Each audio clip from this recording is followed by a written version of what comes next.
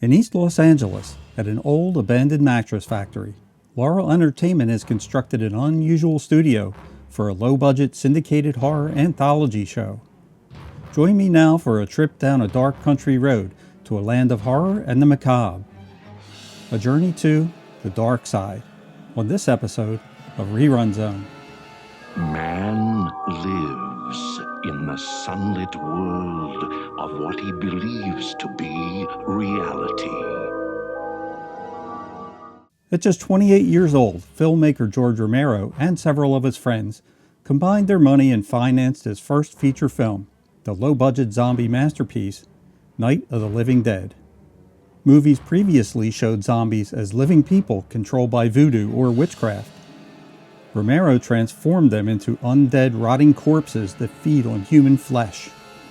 The year was 1968 and Romero was just getting started.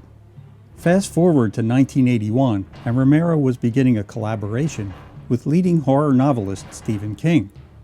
He directed King's screenplay for the iconic movie Creepshow in 1982 and then Creepshow 2 in 1987. Creepshow's modest success brought questions about the possibility of making a Creepshow TV series.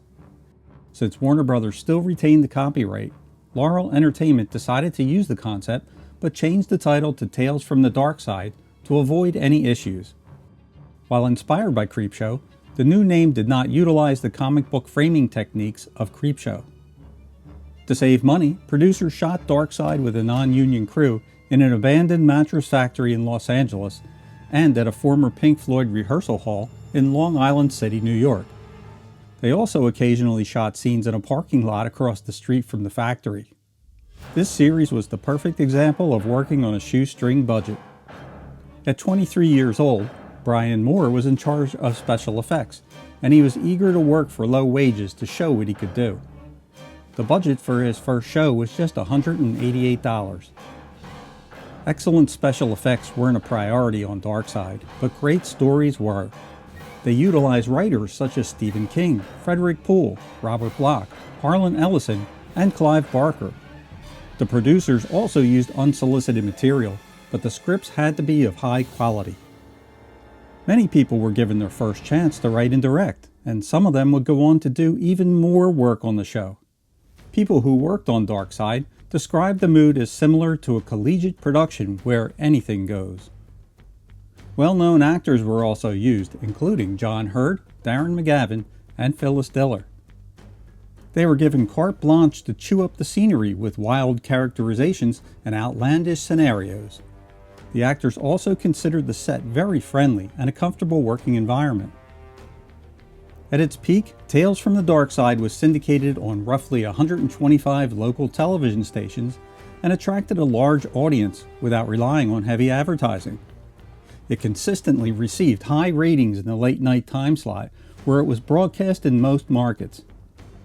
Budgeted at just $124,000 per episode, Darkside was successful where other anthologies failed from overblown budgets and production costs. Late-night time slot placement was another reason for the show's success, as many horror fans would watch after all the primetime shows were over. The networks also began to see the potential profits in late-night programming. Laurel Entertainment also began to license Tales from the Darkside to foreign markets, where it gained a substantial following. The show premiered in October 1983 with a pilot episode called Trick or Treat, starring Bernard Hughes. They never intended for the pilot to be used as a regular episode until later when they tacked on the intro in reruns. Each episode began with a montage of images showing a peaceful countryside that would slowly morph into darker shots of a forest and then a negative image. Donald Rubinstein performed the series' opening and closing themes, which he co-wrote with Erica Lindsay. It is possibly the creepiest, most terrifying opening theme music of any horror anthology, right up there with the likes of Rod Serling's Night Gallery. The voiceover was written by George Romero himself and voiced by Paul Sperrer. Together, they set the mysterious and horrific tone for the show. Covered were the genres of horror, science fiction, and fantasy, with some episodes featuring morbid humor and lighter themes. The show used only standalone stories, which would frequently end with a cruel twist. After the one-off pilot aired, the series was picked up for first-run syndication from 1984 to 1988. When its syndicated run finally ended after 4 seasons and 90 episodes, creator George Romero, producer Richard Rubenstein, and director John Harrison decided to do a series finale, so to speak, with a 1990 feature film. Because the popularity of Creepshow had inspired the concept for Darkside, Rubenstein wanted to create a film adaptation. He realized that a movie was marketable and was able to get funding once the series concluded. Michael McDowell and George Romero co-wrote 3 parts for the Tales from the Darkside film, with Romero adapting Stephen King's short tale, Cat from Hell. Julianne Moore, Christian Slater, and Steve Buscemi all co-starred in the opening segment, Lot 249.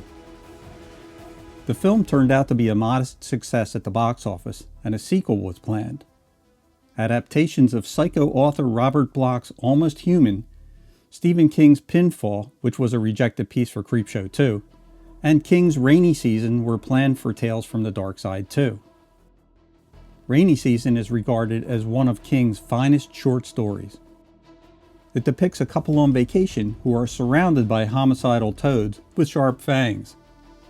Needless to say, the trip does not end well. Darkside 2 didn't fare any better, however, since the film was never made. In 2015, Joe Hill, son of horror novelist Stephen King, proposed the series Reboot to the CW network. Hill wrote the script for the pilot episode and several episodes as well. In the new series, Hill created a recurring character to play a dark guide to those who find themselves trapped in the dark side. The guide was a very secretive character who knew what was causing the dark side events and how to stop them.